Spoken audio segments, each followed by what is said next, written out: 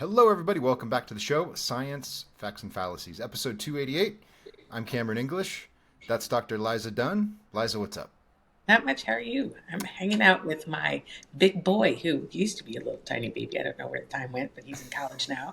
And we're having a good mother son weekend. Good stuff. It's really important to do that. It's a cliche, but it's so true. Your kids grow up so absurdly fast. My son is a little over 3 years old, and I have video and photos of him from when he was like 1 year old. I'm like, that was not that long ago. Where did the time go? That's not fair. I didn't sign up for that. So yes, I can relate. I'm sure the college years are going to be tough for us as well. Yeah. They're going to blow by too. High school just went zoom. So Yeah. yeah, incredible. Yeah. It's a good problem to have though. The It flip side is watching your kids grow up is fun too. Just watching them start to interact with the world and figure out how to move around and their it's personalities start to evolve. It's just the best. I really enjoy it. and it's incredible how different they are from each other, even though they have the same parents. It's just wild.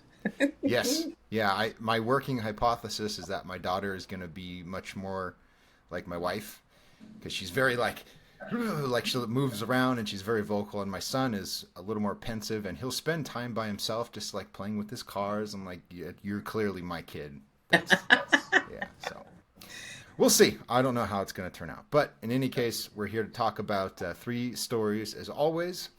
Before we get into those, our latest space was today. It was a great time. You need to come to the next one every Friday at 11 a.m. Central Time.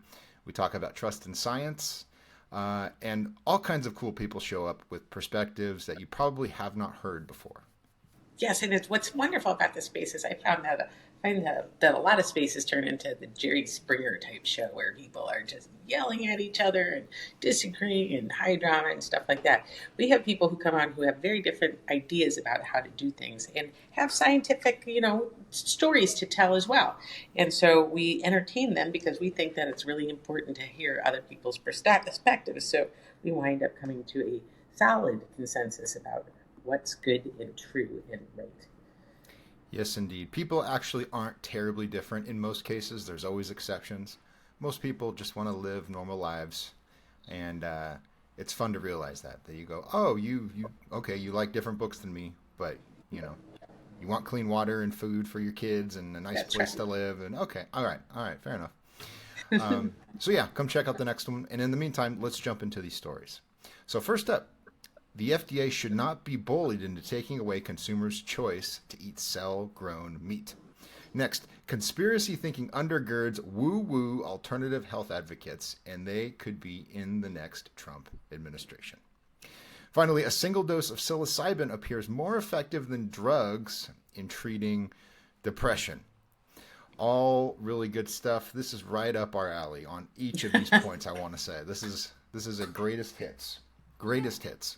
I've got my daughter in the background, by the way, everyone. So if I randomly freak out, that's why. Because if I hear a sound, I'm like, oh no, She's got the sneezels, it sounds like. she's got the black lung pop. Not really, Oh, not really. Zoolander joke. She's fine. She's fine. Everyone. Okay, this first story. This is originally from the Washington Post. It's by Catherine Rampel. Rampel. Hope I'm saying that right. She's an opinion columnist for the Washington Post. Don't chicken out of eating lab made meat. See what she did there? It could change the world. America should want this kind of innovation, not shun it. that's a dad joke. Yeah, I know. I'm a little, come on, WAPO. Let's turn it up, right? Higher level, right? Don't chicken out of eating lab made meat. Get it? Get it? Okay. Um, this I want to say is a pretty typical perspective. Um, I think the one thing that's different is the sort of focus on freedom, Mm, which actually, as far as I can tell, Liza, it doesn't come up all that often in these discussions about food. When you hear people talk about food freedom, it's usually the RFK Jr. acolytes who are talking about their yes. their freedom to eat organic food or to have supplements or whatever. But the press doesn't really talk about this concept, and I'll talk about that in a little bit. But she lays out the case here. She says, lab grown meat tastes like meat for the most part. Yes, it's expensive. Yes, it's hard to scale at this point, but with enough money and enough time and enough innovation, it'll get to where it needs to be. Excuse me. And it'll become a viable alternative. So it may not fully replace traditional meat, or whatever you want to call it. Meat is the way I like to describe it. Mm-hmm. But she does say this is a way to limit animal suffering. It's a way to reduce greenhouse gases from agriculture. And she's particularly irritated at a handful of states. She calls them red states. So just states that are nominally conservative, I suppose. Like Alabama and Florida. I think there's a few others. They've either introduced legislation or they've passed laws saying this is not allowed to be sold within our state. And I think, and she's partially right in this in saying this is a way for the agriculture industry to protect itself from competition. And it's also sort of a culture war kind of an issue, in that a lot of people see, I guess this is the armchair psychology of people you don't know, but the idea seems to be, people identify being American with red meat and guns and beer and listening to Metallica or whatever, or listening to country music. And so this kind of techie innovation where you grow chicken in a lab sort of seems weird and off color to them. And so as a result of that, you have some Republicans latching onto this as a culture issue. And she, as a columnist for the Washington Post, is not pleased with that. So there's the outline of the story. What did you think of this, Liza? Yeah, I think that I love how the culture wars come out in all of this, because I fundamentally think that the premise that is right is that people should have the option to eat it if it's available, and if they want to pay for with more money, fine, they should have the option. Just like they should have the option with organic food. But I think it's fairly rich to talk about how red states are banning this and this, that, and the other, when relatively blue people are very, very concerned about ultra-processed foods, and both sides actually, but ultra-processed foods that take a lot of, have a lot of questions about how they're grown and how they're processed and how they're, preserved and all of this kind of stuff. There's a fair amount of electricity used to produce this, which I think we've talked in the space before, doesn't necessarily set off the greenhouse gas emissions from cattle production. So I think it's a little bit more nuanced than, livestock ranchers want to defend their product, this, that, and the other. I am all for people having a variety of choices and making a variety of choices, but I also don't necessarily think that if something is clearly not panning out it might pan out scientifically, but if there's not a customer basis for it, right, where people want to buy it, then I don't know that it really needs to be subsidized. So there are a bunch of different nuances there. How long do you subsidize something that costs the average customer, $10, $15, $20 more than the regular meat products? So I'm all for freedom of choice. I'm all for the science. I think that the science is legit. I'm not sure I want to eat a chicken patty that is the cost of a T-bone steak in a fancy restaurant. But I think, and if the business model fails, it should be like every other business model, and go from there. I find it amusing that when progressives are losing whatever battle they're in, they turn into these rock-ribbed libertarians, these Milton Friedmanite warriors for individual liberty, and we all know the issues, right? Like, and we don't need to get into the specifics, but like on abortion or this issue, like if there's any issue they're losing the fight on, all of a sudden it's about, the consumer's right to choose what they put in their body, Yeah. When it comes to like mandatory vaccines, I highly doubt this woman is, right? She's give me liberty or give me death. Unlikely, right? So that's the one thing, is it strikes me as disingenuous It strikes me as a tactic more than anything. Yes. And you see it with a lot of environmentalist groups too. Like if they lose a battle, or they like some legislation gets put in place that affects the way that they operate, not just the cause that they care about, but the way they operate. Oh, whoa, democracy is at stake. We're losing our way of life. Blah blah blah. Right? Exactly right. It's just silly. And one other thing on this point is that there are real political movements, as we've talked about before with the World Economic Forum, to ban traditional agriculture, or to Yes, just to outlaw your access to normal meat. that's right. The Washington Post has never, done their best William Wallace impression and, shouted and, freedom, right? Never, right? Right. Same thing with all the cell-based meat people, right? To my knowledge, I could be wrong, but the Good Food Institute and all of these little think tanky kind of places that have popped up to defend lab-grown or cell-based or fake meat, whatever Or it's called. insects. Right. None of these people have said, "Listen, it's not fair for you to ban our competitors, and you should stop lying about it." Greenhouse gas. No one cares, right? It's Right. just a matter of, this is an argument that's going to help our cause, so let's make it while we can. Yep, that's exactly This is right. So this is not about freedom. That was one point I'll make. right. Yeah, I agree. 100. Yes, that's disingenuous. Let's move on to some of the specifics, though. She does, to her credit, she does acknowledge that Yes. it is energy intensive, Hmm. which is of course true. But there's always this kind of like, maybe fairy tale is too strong, but there's always this kind of like hope against hope. But again, the hope is that efficiency improvements plus a broader global shift to renewables will shrink the food industry's carbon footprint. That's just a fairy tale. So like That's so like if your solution to, well, yes, it consumes a lot of energy to grow a chicken in a lab instead of in a chicken. Well, we're going to use solar power and we're going to use windmills, and it's like, once we get that off the ground, which of course is a whole nother industry that's heavily subsidized, that would collapse in on itself without massive government subsidies. That's not an argument for the product, right? Once right. this thing survives, if it does, well, then our thing is going to survive too. That's not a good argument for It's a sustainability. pipeline of pipe dreams, Right. right? It's a pipeline of pipe dreams. And so you have to have, proof of concept needs to be there all the way through before you have, an incredible influx of money to get you to the end. I mean, that's what industry has to do all the time, right? You have to have this proof of concept. It shouldn't just be all like fairy tale. You've got to absolutely demonstrate that it is, a beneficial, safe product that has efficacy in some capacity or another, and then people have to want to buy it, right? If people don't want to buy it, that's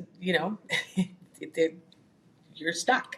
And wishing that a scenario is true doesn't make people want to buy it. Yes, yes, indeed. The thing about it, and she does mention this in opposition or as an alternative to agriculture, but she keeps saying like, yeah, they're going to get better at making the texture, so it can stand alone as a dish, and it's going to be more affordable. And the whole time I'm like, I have Allison Van Eenenum in my head from UC Davis going like, we have cows. We have cows. We have chick. Like, you don't need to replicate this process. It exists already, right? Exactly. There's And people that they raise animals and turn them into food for you. That, like, we've got a whole supply chain. It system out works. there. It works. And those cattle eat things that we cannot eat. They eat silage. They eat grass. They eat feed corn and convert it into high quality protein, high quality meat and milk, and chickens turn it into meat and eggs. And it's a very efficient process, and we're doing it with a much smaller footprint than we used to do globally, and that's because of scientific advances in agriculture. And I think that, reinventing the wheel at great expense because we have this notion that animals are mistreated. Farmers don't want to mistreat their animals. They go out of their way to make sure that they have healthy animals. Because why? Because healthy animals are more productive. So this is And if you think about it, we've got the claim about all the greenhouse gas emissions that cattle are producing, and how we really need to cull these herds, and how they've gone after cattle in the Netherlands, which are going to get them a smidge of a greenhouse gas emission reduction. The Great Plains used to be covered with millions of bison, and and we weren't worried about they were part of a natural life cycle, right? And our cattle populate herds are not even coming close to the number of bison that were roaming the Great Plains. So I think we're okay with the number of cattle that we have. They're not going to destroy the environment, and they are going to make sure that we have a healthy, affordable food supply. Mm. I think what you're forgetting is that when First Nations or Native Americans consume animal products, the greenhouse emissions don't count actually. They don't count. Like there's a mechanism in the atmosphere. They don't actually count. It's only when I know that's a little See sassy. what you did there. I It's see very what you sassy did. of me. And partially there's some truth to it because there are a lot of environmental groups now that are making the argument that we need to stop focusing so much on data when it comes to sustainability issues, and we need to focus on the lived experience of certain groups of people. So Yeah. so yes, I'm being a little sarcastic there, but that is real. There are people that, nevertheless, the point is, as an alternative to farming, you don't really need this, right? We have vaccines to prevent disease, and as we've talked about, the fewer people that are involved in agriculture, the less interaction that society has with farms and with wild Yes. animals, less likely it is that you're going to have an animal disease or zoonotic disease jump into humans. Because that's one of the arguments you hear all the time is, well, this is great because we'll grow our food in the lab, and then pig's not going to sneeze on you, and then right, we're not going to have another pandemic. But of course, like as the technology improves, like technology that works that we use already, the sustainability issues shrink, just like Yes, the that's amount right. of land and the amount of animals that we use. Yep. There are breeding techniques that you can use to prevent illnesses. There are engineering techniques that you can use to prevent illnesses. But a lot of people are very skeptical about the scientific rigor of that, and I think that's unfortunate. Yeah, I will say as we wrap up here on this story, if you try to take bacon from people, that's just a bridge too far, right? You can do all kinds of things. You can harass people in all sorts of ways, but I think if you start to get into that territory, you're just not going to win, and Nope. that's part of the limitations here. But anyways, best of luck. If you want to make a burger in a dish in a lab somewhere, I hope it goes well for you. I'm just not going to pay for it. It's not Yep. not part of the deal. Sorry. Me neither. Yes. Okay, moving on. Next story, another fun one. This is from The Atlantic. It's by Elaine Godfrey. It's called The Woo Woo Caucus Meets. This is a story going back a few weeks to this MAHA gathering on Capitol Hill, organized by Senator Ron Johnson, I believe. Of course, you have the meeting of the minds, I guess you could call it. You've got RFK and Donald Trump that seem to represent opposing sides of the political spectrum, opposing ends of the political spectrum, and then you've got all of these interesting characters that have all sorts of different ideological leanings. And the one sort of, I don't know, bonding mechanism is their hatred of the system, their hatred of established medical and scientific institutions. The food pyramid's a lie because, the agriculture industry has bought off the USDA, and all the examples that we've already talked about. That seems to be the going theme here of this movement. And then Elaine Godfrey, as an Atlantic columnist, is here to tell you that this is all misinformation and you should just trust the science. That's the gist of the story.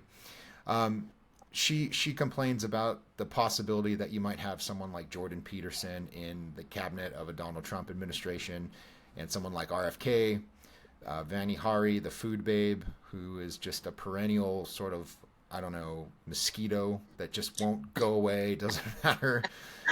Jillian Michaels, who was on that terrible show, The Biggest Loser. Speaking of, fat shaming, what a horrible show that was. Right. Just in passing. Anyway. Yeah. So she's talking about, these forces sort of gained steam during the pandemic, and now that COVID is behind us, more or less, they're trying to maintain relevance. And for people like Kennedy, the most viable way to do that is to leech on to Donald Trump's coattails. I get the impression that she doesn't see this as a terrible threat, given, despite the headline, the very last line of the story is, if he becomes president, speaking of Trump, she says, he seems sure to disappoint the woo-woo caucus. And she's pointing out that this is because, as many Republicans are, he seems to be more of an ally of big business. So, frankly, one of the things I think he deserves credit for is his EPA rolling back some restrictions on pesticides, which is a good thing. Farmers need chemistries to grow your food. Everyone should recognize that. But I get, she doesn't come out and say it, but I sort of get the impression that she thought that was bad, that he was sort of an advocate of industry, which I think is funny, because at the same time that she's saying these people are all cranks and you need to trust what the science says, but also I still kind of have a soft spot for this like anti-corporate conspiracy theorizing about chemicals. Let me try to find the line in the story. Oh yeah, she talks about how Trump likes McDonald's. You know, there's all these videos of him like bringing McDonald's into the White House. I like McDonald's is delicious, and I will go to war with anyone over that. I can go to McDonald's and eat a nutritious lunch, and lose weight and be healthy. And anyone who wants to come on this show, let's have that. That would be a fun discussion. I promise. That'd be a really fun discussion. Yes. Yeah. Chicken nuggets rule. They're good. They're good for you. I don't care what you say. Take your blah blah blah about seed oil somewhere else. That's exactly right. Anyways, but the point she's making is right. Trump is a big business Republican, and so these people are going to be disappointed. So there's a sort of cynicism in the story too, in that, you know, like the chic thing to do is to get everyone all lathered up and concerned about this MAHA movement taking over our medical institutions. But then she gets to the end and goes, yeah, it's probably not going to happen. So I found that kind of amusing. What did you think, Liza? Yeah, well, I think the MAHA movement right now is all the rage because they're making these. It's almost like a perfect storm. It's like left met right, right? And then there's the alt side of either one. It wound up becoming alt bipartisan alt. I don't know. There's actually no alt left, okay? There's no such thing as alt left. No such thing. That's a misinformation term. So I think I think that Trump can be credited with a couple of things. I think that Trump can be credited with Operation Warp Speed, which brought us an incredible vaccine in an incredibly efficient way, and should be a model for how we go through the process of getting drugs and really beneficial therapeutics approved, because that way you could decrease. I think things need to be regulated. They should be rigorously regulated, but I think you can do it in a much more efficient way. And unfortunately, because of what the left at the time thought of Trump, there was all sorts of politicization starting out with Operation Warp Speed. That led to the right when the left got in power. And now you've got this perfect storm where nobody trusts regulatory agencies, nobody trusts pharma, nobody trusts science. And I think that that's very, very frustrating. MAHA is capitalizing on that.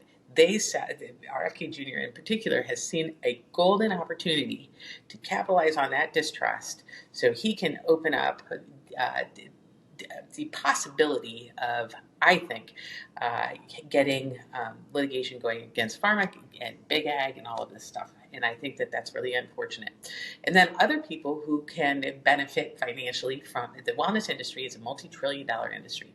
And in talking about, you know, some of these detox regimens that people are selling online to detoxify you from quote-unquote exposures, that because the claim is that our food is all poisoned and everything, you know, there's all sorts of these epidemics of terrible diseases, and it's all coming from the way we regulate our food and with the way we, grow our food. And so they've got the solution, they've got the detox regimen to sell you, and we need to, go back and have,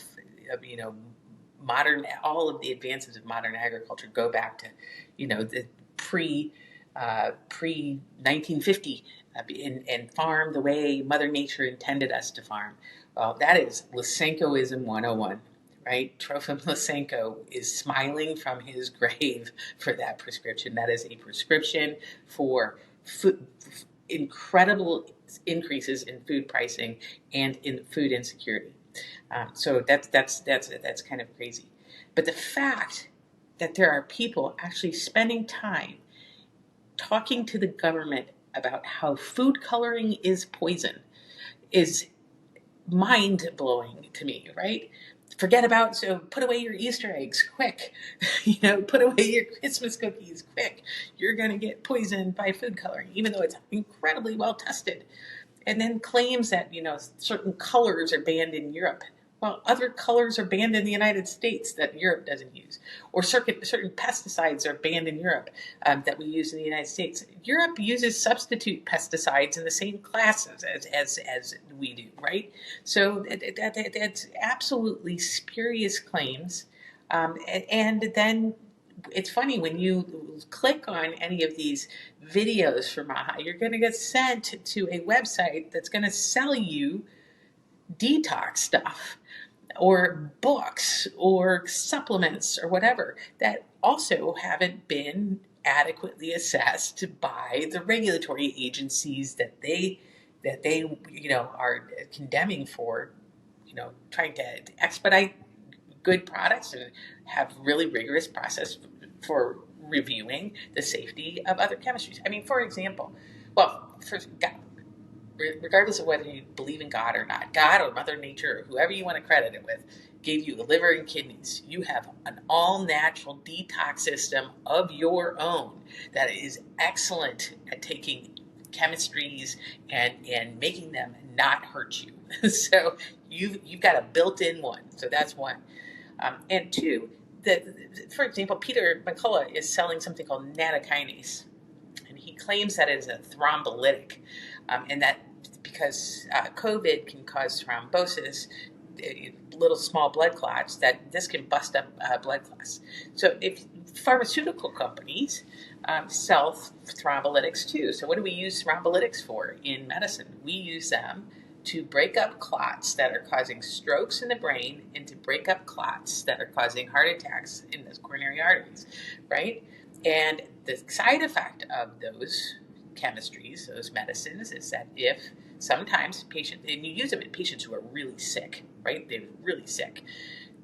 If you give them, one of the side effects, known side effects, is that you can have bleeding in your brain and you can have uncontrolled bleeding into your gut.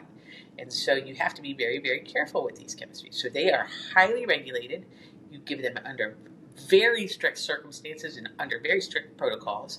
And, here he is on his website selling this supplement that he says is a thrombolytic.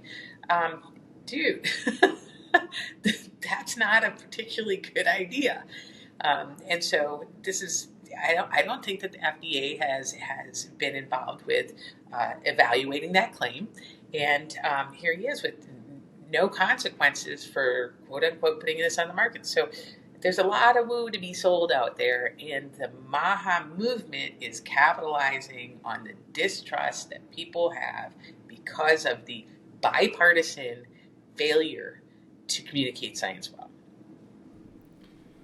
Yeah, one of the things that really gets me about this is that there are a lot of people on the right who, sort of like in our first story about cell-based meat, right? They really believe in this ideology of free markets and libertarianism and private property. But then when it comes to this stuff, they all of a sudden they turn into these like goofy curmudgeons, and they're like, yeah, but you can't trust companies that make drugs because they just want to make money. It's like, but yeah, isn't that the whole thing? Isn't that your whole premise? Isn't that what capitalism is? Right. Voluntary exchange between people. You have a service or a good that I want, and I have money, and we exchange at a rate that we agree in, and this is the foundation of a flourishing society. In many ways, that's true. I just find it amusing that a lot of right wingers all of a sudden are like, corporate, corporation. Yes. Yeah, right, yeah. And the whole point is like, yeah, see, we have a market, and then that's how you filter out bad products. Like, insulin works pretty damn good, right? It sure whoa, does. no, that's a pharma product, so you got to use echinacea extract or whatever, whatever. Or the claims that people are going to cure cancer with IV vitamin infusions. Come on, that's That is unbelievable, right? Yeah. And all of that seems to have a sort of protected halo around it, Hmm. rather than well studied, monitored Hmm. chemistries that have brought untold amount of benefit for people globally. Yeah, it's just strange. I've seen one person. His name's Steve Malloy. He runs a website called junkscience.com. Really good resource on chemicals Hmm. and DDT, all that kind of stuff. A lot of the issues we talk about. But he came out because he's sort of, I don't know like what you want to call him, but he's sort of like a right leaning figure. And he came out a couple weeks ago after this whole MAHA thing, and he was like, "Listen, all you conservatives, you guys have no justification for buying into any of this nonsense. Like this is just ridiculous. Chemicals aren't killing your kids. Processed food isn't poisoning anyone. This is dumb, and you guys are glomming onto this because you see political gains Yep, out of that's doing this." So, and, so and it turns into a vicious spiral, mhm, right? We do not want to go in this direction, yeah. regardless of what party you're in. Yeah, if you like food and medicine when you're sick, and reliable electricity, and air conditioning in the Mm. summer, technology is good, innovation is good, industry by and large is good. And then when companies do bad things, they should be punished, They should be punished. just like individuals, right? Right, Yep. in relation to the crime they committed. Right. Yep. It's not that complicated. So this whole thing, like we need, whether it's lawyers or academics, we just need this class of smart people to look. It's like it's never going to work. It's I don't know how many times it has to fail before everyone goes, okay, well maybe we can. Anyways, Yeah. yeah, that's that story. I can't help. This is my bully pulpit. Is the one thing to the Atlantic, to everyone who's in the on Team Science who talks about conspiracies, just reflect a little bit on why this is happening. Right? Yes. Kennedy and all these people, they deserve blame for anything they say that's a lie and anything they do that harms people. That's their fault, 100%. Nevertheless, it's not a coincidence that this movement has become a political powerhouse coming out of COVID, That's and exactly with right. all of the gender hysteria going on, right? This is a reaction. It's a bad one that needs to be Addressed put down, whatever you want to call it, right? It needs to be neutralized. But this is a reaction to a lot of crazy things that have been happening, and no one in on Team science, Science. no Yes. one says anything about it because That's there's certain kinds of insanity that are part of our team, and you just don't make fun of your own. You don't attack your own team, and that mindset has to be thrown away because that has to be thrown away. this will We come have to. back. This will come Yep. back in some form or fashion if you keep up with this kind of silliness that we've talked about a bunch. So I won't stay on that point. I just can't help but say it whenever No, I can. it's exactly the truth. That's exactly the truth. Okay, final story. Let's talk about drugs. Drugs are fun to talk about. Drugs are really fun to talk about. Yeah, not as always to do. Incidentally, before we get into this, I went to a concert this weekend, Hmm. and the guy I went with, dear friend of mine, one of the best people I know, but he buys into all this stuff, right? Gatorade's bad; it's full of chemicals. Hand sanitizer's bad because it screws with your immune system or whatever. You need to put in a reverse osmosis water filter because they put chemicals in the water that are going to make you grow third arm, blah blah blah. So I just kind of endured this. I'm like, and would kind of push back a little bit. But the whole time he was just chain smoking joint after joint after joint, just the whole concert, right? And it's not surprising. It's a rock concert. Of course, everyone's stoned. But it's just so funny, right? It's like, I don't use that hand sanitizer. Just No fluoride for me. yes, yes, yeah. I don't want that stuff on my teeth. I don't want that in my lungs. Are you kidding me? I have standards here, right? you know, it's just so funny. I love, and it's not even hypocrisy. It's just like it doesn't register how, It so, doesn't you know. register. Anyways, I thought of that because we're talking about drugs. So this is from Healthline. It's called Psilocybin More Effective in Treating Depression Than SSRIs, Study Finds. We'll see. This is Yeah. this is written by Tim Newman, fact checked by Jill Salati Schulman, PhD. I don't know who that is, but they're at least fact checking stuff, so that's good.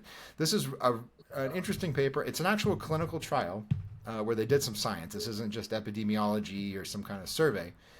They took 59 people. They split them into two groups. One of them got an FDA-approved antidepressant for 6 weeks. The other group got, I believe it was a single dose of psilocybin. 2 doses. 2 doses, excuse me.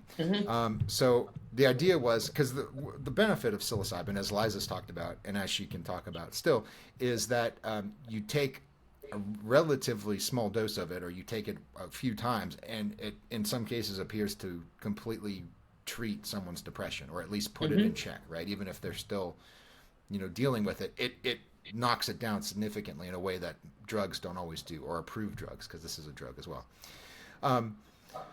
So here they said, and one caution is that a lot of these results are self-reported, right? And it's depression, so it's not like you can measure it the size of a tumor or something, but There's not a biomarker yet. right. So you give people one of these drugs, and then you say, "How do you feel?" And then they report how they feel. So this is promising. There's some limitations we can talk about, Liza, but I think it's interesting. It seems to add to. It's not it's not like a massive mound of research that we have. I think people tend to exaggerate that, but there is some evidence, and it is growing, that psilocybin might work as a treatment for PTSD or depression under proper supervision, properly studied, because as we've talked about before, if you take too much or you don't know what you're taking, some interesting things could happen. That's exactly right. So mechanistically, it makes sense. Remember, SSRIs, selective serotonin reuptake inhibitors, increase the amount of serotonin, which is your happy neurotransmitter, floating around in your brain. And for reasons that people aren't 100% sure of, they think that that improves mood. And clinically, what you tend to see with people is that their mood gets better, their anxiety gets attenuated, and things like that. So these drugs have been on the market for a very, very long time, and I've personally seen many, many people derive a great benefit from that. Right? So the way psilocybin works is a little bit the same way. Psilocybin is in the tryptamine class of chemicals, just like SSRI or serotonin is. And so it modulates serotonin, certain receptors in the brain as well. So serotonin acts on them, and it improves mood. Now, the other thing about tryptamines is that they make you trip. So not all of them, but psilocybin does. So people who are shrooming wind up having hallucinations. They also sometimes complain of feeling a little bit queasy. And what's interesting about SSRIs is very early on in treating people with SSRIs, they also, it's a serotonergic side effect to feel a little bit queasy, nausea, a little abdominal discomfort, and that goes away over time. So those are so mechanistically, it makes complete and total sense. If you could give somebody who is depressed a single pill as a one-off, and you get prolonged attenuation of those symptoms, the better off that patient is. I think that's. I mean, pharmaceutical companies try to develop drugs that you don't have to take frequently to attenuate symptoms. So now, with the problem with psilocybin in and of itself is that, like discussions about marijuana recently, there are some concerns that the claim is that it can cause psychosis. I don't know that it's actually. I don't think that drugs necessarily cause psychosis. I think that drugs unmask pre-existing psychiatric issues, and it's important to be able to identify who's who before you try these drugs out on them. So, for example, one of the reasons why LSD got made, which is also a tryptamine, by the way, and works on serotonin receptors, one of the reasons why it got classified as a Schedule 1 drug was because of the claim that people became schizophrenic because they took it. And what I think actually is happening with a lot of the people in that category, people who have taken marijuana, taken psilocybin, taken LSD, and all of a sudden become schizophrenic or bipolar, is they probably had that underlying phenotype, and this just unmasked it. And so when do you see the development of psychosis in the natural history of things? You tend to see it in the 18, 20, 21-year-old range. And when do you tend to see people start experimenting with drugs? You tend to see it in that same time frame. It's kind of like the association between vaccines and autism. Um, when does autism tend to declare itself? It tends to declare itself, when kids start to speak and they regress. They don't meet their developmental milestones, and so people, I think, maybe making a similar association between those things. That said, um, I've seen what psychedelics can do to people with underlying psychosis, and I think there needs to be a lot of caution using those medicines or using those drugs with people with psychosis, because it can make them very, very terrified and very, very agitated. So there's that.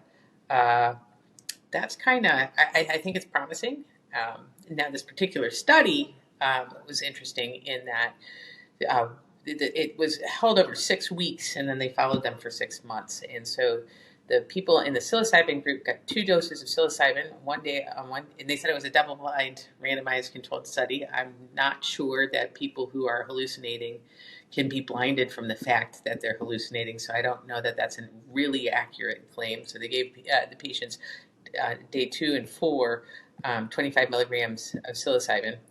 Interestingly enough, they also gave the patients in the escitalopram in the SSRI group on day 2 and 4 1 milligram of psilocybin. So both groups got psilocybin. So that's kind of interesting.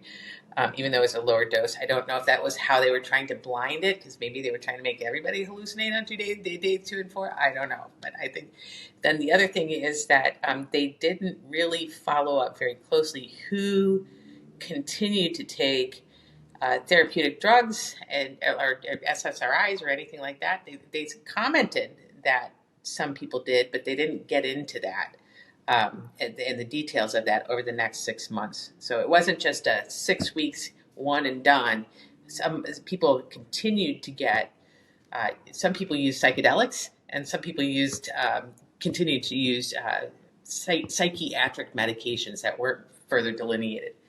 The other thing that people got in the study was intensive psychotherapy for 6 to 8 hours. And so it's very hard to distinguish what impact that actually had. Were you able to really talk out your problems? And then it was a very small group of people, so the results can't really be, the study's not powered well enough to make a claim one way or the other. So while it's interesting, while it's mechanistically very, very possible, it's not ready for prime time. Yeah, there's a lot in the paper that as you read it, and we had one of your toxicology colleagues in the space today who said, one of the things people need to do is spend time in the studies that are being quoted, looking at the results. Yes. And as you get into this, it's really fascinating. Even if you don't understand statistics and you don't know what a blah blah blah two-tailed this or that test, or you don't understand any of these terms, there's things in here that are obvious, right? So like one of the things they say is this study did not incorporate a systematic assessment of the side effects during the follow-up period. I sure wonder if that would be relevant to the efficacy and safety of this drug, Liza. Right. That's exactly right. And as you said, right, they could have been using other interventions. You don't know what else is going on in their lives. And self-report, and this is what's interesting to me. So self-report can be a serious problem, but in a setting like this, and I don't know the details, but I couldn't imagine it'd be that difficult to find a psychologist or a psychiatrist to sit down with 59 people and just assess where they are and say, this person improved according to this particular scale that we use in this field. Yeah. But they didn't do that, which I don't understand why. Maybe they ran out of money. I don't know what it is. It's probably expensive. Yeah. Okay. That makes sense. Anyways, I don't know. If this works, then that's great. To me, what seems to be happening with these therapies for any kind of drug, everyone that works in this field, they're so eager to get it over the goal line that I'm just inherently suspicious, right? So when I read stuff in the field of drug harm reduction, and they're like, We really need to focus on the pleasure that people get from doing heroin, and that's how we're really going to get to the bottom. I'm like, okay, No. you're not doing science purely right now, right? You're clearly invested in this outcome because you think it's fine for people to get high, and maybe it is, but you're not doing a trial right now. You're an You're advocate. opining. You're Yeah. opining, and you're yes, and I find that that's actually started to be the way with a lot of different, with even a lot of different treatments that are being given to people. People, and the studies turn into opinions as to what really shows. And I do hesitate about having a whole bunch of psychologically active drugs on the market that have a side effect profile that's not necessarily great. I don't like the fact that we've really sort of gotten very loosey goosey with heroin and fentanyl and things like that. I think that that's dangerous, and I look at the impact that it's had over the past 20 years, and it's just getting worse and worse. I don't like sort of the idea that, oh, we should offer them these drugs, and when they come around, it's going to get better. And you sent me a very interesting article about methadone that we could maybe talk sometime about. But I think that there's some validity to that. Also, legalizing marijuana. Now we've got a whole bunch of people that are, showing up to the ER with, hyperemesis syndrome. You've got kids getting into, gummy candy and stuff like that. It's not a necessarily benign thing. And I would rather not have the whole population be on a variety of chemistries that the cool kids think are helpful in some capacity, and their ability to improve certain conditions gets oversold, and now you've got an entire population that spends their whole lives addled. People complain about alcohol, they complain about but I'd rather have everybody kind of more or less in their right state of mind, instead of hallucinating or high or stoned like all the time. Yep. As we wrap up here, I think that is an interesting point. Like depression is a real condition. It's very serious. It's not just sad feelings. It's not people like just having a pity party. It's a real condition. It needs treatment. And as I said, if these drugs work, terrific. Let's keep doing the studies and let's prove, reasonably that they can be effective. But the thing that I've talked about before that never is really part of the discussion is all of the things that lead people into depression or into a state where they just get stuck and they can't fix it, right? So you just don't tell people. It was common decades ago, but you don't tell people these days, get married relatively early and have children. Right. Have children. Yes. And Finish school. Right. Yeah. Finish school, don't go into $250,000 worth of debt for a degree in sociology. Think forward, like invest in your future, invest in things that are going to give your life meaning. Take your kids to church, right? And I know, like, even people just probably tensed up when I said that, right? There's things that you can do that are good for you, that are going to help you long term. And instead of, attacking this from all angles, we just go, well, maybe we can just sufficiently medicate people to where they get a factory reset, and then we can tell them to think better thoughts, and then it'll all be fixed, right? It's just, I don't know. There are behaviors that have evolved over millennia that are demonstrated to bring you much better psychiatric outcomes, right? There are behaviors, and fueling addictive behavior is not one of them. What do you know? Are you a doctor or something? I'm going to keep saying that. I like saying that. Yeah, it's a good point. I just like medicine's important. I'm not anti-science or anti-medicine or anything like that, but it seems that we are overly medicalizing everything these days, and that's one thing that I've read about addiction in particular. There's one neuroscientist I'm thinking of named Mark Lewis who said that, right? Instead, I think I've mentioned this, his book's called The Biology of Desire, and he says one of the reasons that we medicalized addiction and turned it into a disease is because it's easy to quantify and study that way, right? Yep. If it's just a matter of, helping you rewire your brain cells with the right balance of chemicals or whatever, then we can solve it. But, quantifying something doesn't make it solvable is all. So anyways. Yep. All right. And all we're doing is navel gazing, and navel gazing is not beneficial. You need to think about the world being bigger than you. Yes. And that helps bring, a lot more kind of psychiatric benefit. Anyway, I'll stop there. That's great. Yeah. Lift weights, get sleep, drink enough water, eat a decent diet, go say hi to a girl. It'll work out. It'll work out. Yeah. That's right. Yeah. See, where's my check? I'm the new Jordan Peterson. Okay.